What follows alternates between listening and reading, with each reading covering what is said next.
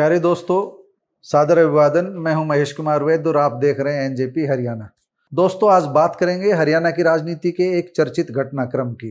और चर्चित घटनाक्रम है भाजपा की सांसद राज्यसभा सदस्य रेखा शर्मा की ओर से दिए गए उस बयान की, जिसमें पूर्व मुख्यमंत्री स्वर्गीय चौधरी भजनलाल और उनके बेटे चंद्रमोहन बिश्नोई पर गंभीर आरोप लगाए गए थे। बयान था रेखा शर्मा का, एक बार हम हूबहू आपको पढ़ देते हैं। राज्यसभा की सांसद रेखा शर्मा ने बयान दिया था। उन्होंने कहा था कि इस एरिया में, यानी वह पंचकुला में बात कर रही थी, भजनलाल और उनके बेटे चंद्रमोहन बिश्नोई की बदमाशी थी। बदमाशी करके इन्होंने इलेक्शन जीते थे, ये उन्होंने बात कही थी। और इसी बात पर जब बात बढ़ी तो रेखा शर्मा को लीगल नोटिस भेजा चंद्रमोहन बिश्नोई ने, भजनलाल के बड़े बेटे ने।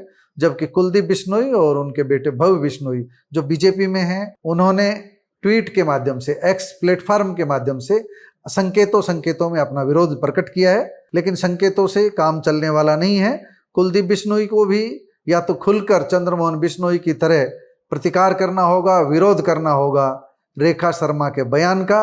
और अगर वे पार्टी लाइन की लिहाज बरतेंगे तो उनका बचा खुसा जनाधार भी शायद खिसक जाए। ऐसी बातें आ रही है लोगों के माध्यम से हमारे पास। रेखा शर्मा ने जो कहा था उसमें उन्होंने बंसीलाल का भी नाम लिया था, लेकिन वह कहते कहते रुक गई थी। रेखा शर्मा ने कहा था कि इस एरिया में भजनलाल और उनके बेटे चंद्रमोहन की बदमाशी थी, बदमाशी करके इन्होंने इलेक्शन जीते थे।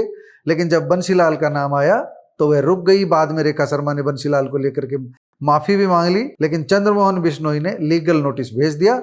और लीगल नोटिस में चंद्रमोहन बिश्नोई ने कहा कि लोकतंत्र में, राजनीति में पक्ष और विपक्ष एक दूसरे पर आरोप लगाते हैं, लेकिन झूठे आरोप लगाना बेहद गलत बात है। उनके पिता भजनलाल हरियाणा के 3 बार मुख्यमंत्री रहे और राज्य के निर्माण से लेकर उसके विकास में उनका महत्वपूर्ण योगदान रहा है।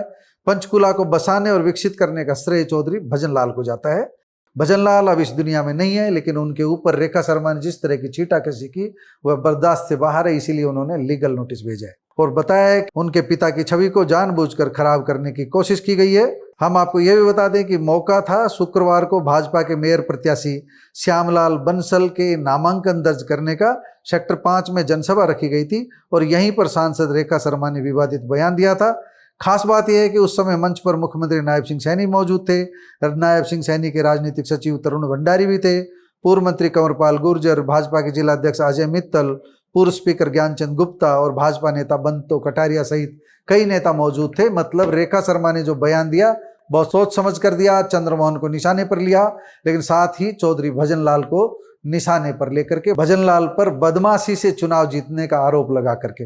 आप समझ सकते हैं कि भजनलाल के जो छोटे बेटे कुलदीप बिश्नोई और उनके पौत्र हैं भव्य बिश्नोई, वह इस समय भारतीय जनता पार्टी में है। उनकी स्थिति कितनी असहज हो गई है ये आप अंदाजा लगा लीजिए। लेकिन दोनों ने ट्वीट करके अपनी बात कही है, वो आपको बता देते हैं कि क्या कुलदीप बिश्नोई ने कहने का प्रयास किया। कुलदीप बिश्नोई ने बिना किसी का नाम लिए एक्स प्लेटफॉर्म पर लिखा है कि हम समंदर हैं, हमें खामोश रहने दो, जरा मचल गए तो शहर ले डूबेंगे। कुलदीप बिश्नोई, आपकी अस्थिरता, आपका बार बार अलग अलग तरह के स्टेटमेंट्स देना आपके लिए आपको ही नुकसान पहुंचा रहे हैं। आप समंदर बता रहे हो खुद को, लेकिन समंदर को कहने की जरूरत नहीं पड़ती, उसे साबित करना पड़ता है। खैर, आपने इशारों में विरोध जताया, लेकिन यह कहने की हिम्मत नहीं जता पाए आप कि रेखा शर्मा को लेकर के वह इसकी बात कह रहे हैं। आपको खुल करके अपनी बात कहनी चाहिए थी। और अगर रेखा शर्मा की बात में दम है तो आपको अपने पिता की किए हुए की माफी मांगनी चाहिए, वरना रेखा शर्मा का विरोध जताना चाहिए। और भारतीय जनता पार्टी के मंच पर, जिस मंच पर इस बात का ऐलान किया गया है रेखा शर्मा ने खुलेआम, वहां पर मुख्यमंत्री नायब सिंह सैनी मौजूद हैं, जिनका आप स्तुतिगान करते हैं। और कुलदीप बिश्नोई के बेटे भव्य बिश्नोई ने लिखा है, बंदर क्या जाने अदरक का स्वाद। साथ में उन्होंने जोड़ दिया, यह मैं कुछ लोगों की अनुभवहीन और जनाधार विहीन कार्यशैली के बारे में लिख रहा हूं, इसे किसी व्यक्ति विशेष से न जोड़ा जाए।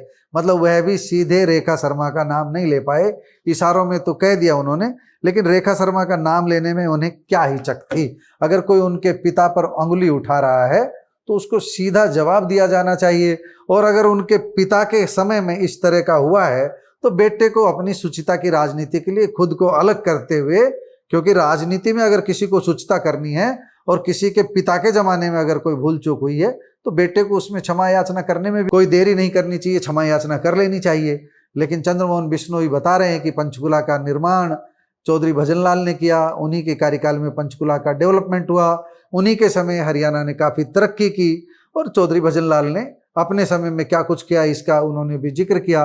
अब बारी कुलदीप बिश्नोई के विरोध की है, उन्हें खुल करके इसका विरोध करना चाहिए या कह देना चाहिए कि उनके पिता के समय शायद कुछ भूल हुई हो। गेंद कुलदीप बिश्नोई और भव्य बिश्नोई के पाले में अगर वे छुप छुप करके संकेतों में वार करेंगे तो उनके वार भोथरे रहेंगे, उनके वार खोखले रहेंगे, वह वार चोट नहीं कर पाएंगे। आप एक साथ दो नावों की सवारी नहीं कर सकते कि हम भारतीय जनता पार्टी में रहकर सत्ता का स्वाद भी चखें और भारतीय जनता पार्टी के नेताओं को जवाब भी न दे सकें। जवाब तो कुलदीप बिश्नोई आपको देना है। चंद्रमोहन बिश्नोई के नोटिस के जवाब में क्या कुछ आता है, रेखा शर्मा क्या कुछ कदम उठाती है, यह भी देखने वाली बात होगी।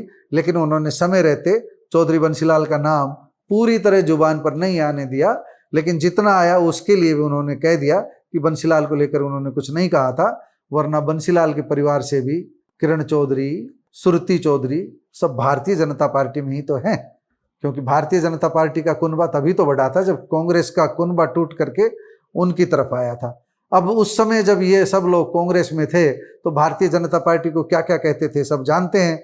अब ये जब भारतीय जनता पार्टी में हैं तो कांग्रेस को क्या क्या कहते हैं, किरण चौधरी कांग्रेस को क्या क्या कहती है, श्रुति चौधरी कांग्रेस को क्या क्या कहती है, सभी जानते हैं। किस तरह नेताओं की भाषा पलट जाती है, आश्चर्य। राघव चड्ढा को ही देख लीजिए, कल क्या कहते थे, आज क्या कह रहे हैं। दोस्तों, यह राजनीति है, यहाँ पर कब कौन क्या बोल जाए कहा नहीं जा सकता। लेकिन सिद्धांतों की बात करनी हो तो अपने शब्दों में मजबूती रखनी चाहिए, अपने शब्दों की मजबूती रखनी चाहिए, अपने शब्दों पर डटे रहना चाहिए। और अगर किसी मोड़ पर आपको लगता है कि आपके सिद्धांत इस संगठन के साथ मेल नहीं खा रहे हैं तो सीधे सीधे पब्लिक के बीच में आकर के कारण बताना चाहिए, लोगों को संतुष्ट करना चाहिए। लोग आपकी बात सुनेंगे, समझेंगे। दोस्तों, आप कुलदीप बिश्नोई, भव्य बिश्नोई के बयानों को लेकर के जो उन्होंने एक्स प्लेटफॉर्म पर दिए हैं, चंद्रमोहन के नोटिस को लेकर के और रेखा शर्मा के विवादित बयान को लेकर के क्या कहेंगे, कमेंट बॉक्स में जाकर बताइएगा जरूर। नमस्कार, धन्यवाद।